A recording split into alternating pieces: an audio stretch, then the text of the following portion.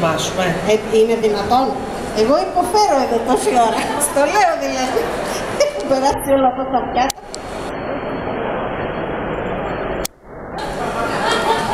Εντάξει τώρα. Εντάξει.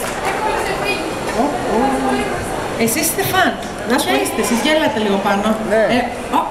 Έρχομαι εγώ κάτω, δεν πειράζει. Δεν μου ξεφύγετε. Εδώ είναι η κυρία που ξεσηκώνει τα πλήθη τα χειροκροτήματα. Δεν μπορώ να μην σας μιλήσω. Πρέπει να μου πείτε ποια είστε. Είστε Η σύζυγος του κύριου Κουτιάση. Εντάξει. Εντάξει. Πόσα παγωτά φτιάχνει την εβδομάδα? Πολλά.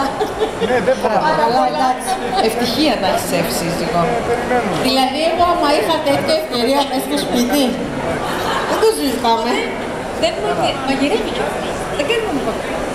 Προφαντάζομαι. Μαγειρεύει. Βέβαια, για να τα λέμε και όλα, είναι ευτυχία να έχεις έναν άντρα να μαγειρεύει, αλλά έχει και τα κακά του. Δεν κάνετε εντάξει, εκτός από αυτό. Εκτός από αυτό, φαντάζομαι δεν κάνετε Χριστούγεννα μαζί, δεν κάνετε Πάσχα μαζί. Όχι, είμαστε μαζί όλη μέρα. Α, εκεί. Στόκερ. Τον ακολουθείτε κανονικά. Εντάξει, καλά κάνετε. Λοιπόν, κοίταξε τώρα, θα σας πω κάτι.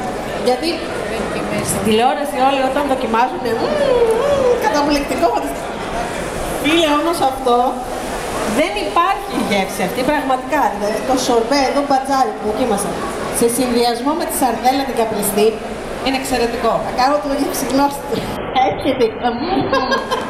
Αλλά πραγματικά, αυτό δηλαδή, απίστευτη γεύση. Αυτό εδώ τι είναι? Αυτό είναι το σημειακό γαριδάκι. Κεράσουμε τον κόσμο. Έτσι. Ωραία. Και θα φάμε και εμείς. Πού είστε?